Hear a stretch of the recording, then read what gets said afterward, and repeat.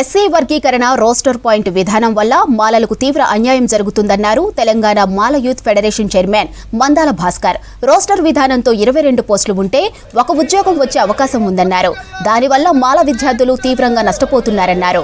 రేపు జరిగే cabinet meeting లో కాంగ్రెస్ సర్కార్ దీనిపై ఆలోచించాలన్నారు. గత 30 ఏళ్లుగా ప్రభుత్వాలు ప్రకటించిన అన్ని పథకాలలో మాదిగ సామాజిక వర్గం మాత్రమే లబ్ధి పొందిందన్నారు. చేవల్ల డిక్లరేషన్ ప్రకారం మాలలకు మరో 3% రిజర్వేషన్ పెంచాలని డిమాండ్ చేశారు.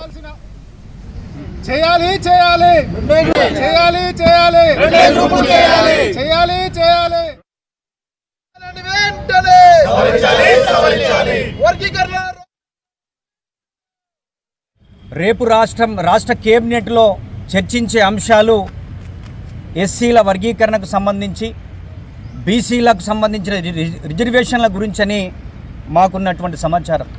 ముఖ్యంగా మొన్న షమీమ్ అఖ్తర్ రిపోర్టు ఏదైతే అసెంబ్లీలో ప్రవేశపెట్టిందో ఆ ప్రవేశపెట్టినటువంటి ఆ రిజర్వేషన్ వర్గీకరణ 1, 2, 3లో మాల సామాజిక వర్గానికి 5% రిజర్వేషన్ ఇచ్చి మాల సామాజిక వర్గానికి అన్యాయం చేసిందనేది యావత్ తెలంగాణలో మా మాల సామాజిక వర్గంలో చర్చించుకుంటున్నటువంటి సందర్భంలో మాకు మళ్ళీ రోస్టర్ విధానంలో మాకు 22వ రోస్టర్ పాయింట్ను పెట్టడం వల్ల ముఖ్యంగా 2, 7, 16 మరి రెండు రోస్టర్ పాయింట్ మాదిగలకు ఇచ్చారు.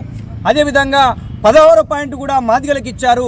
7వ పాయింట్ 1లో ఉన్నటువంటి ఉపకులకు ఇచ్చారు. వర్గీకరణ జరిగిన తీరులోనే తప్పులు ఉంటే మా సామాజిక వర్గానికి అన్యాయం జరిగే విధంగా 22 పోస్టులుంటేనే ఒక ఉద్యోగం వచ్చేటువంటి పరిస్థితి ఉన్నది.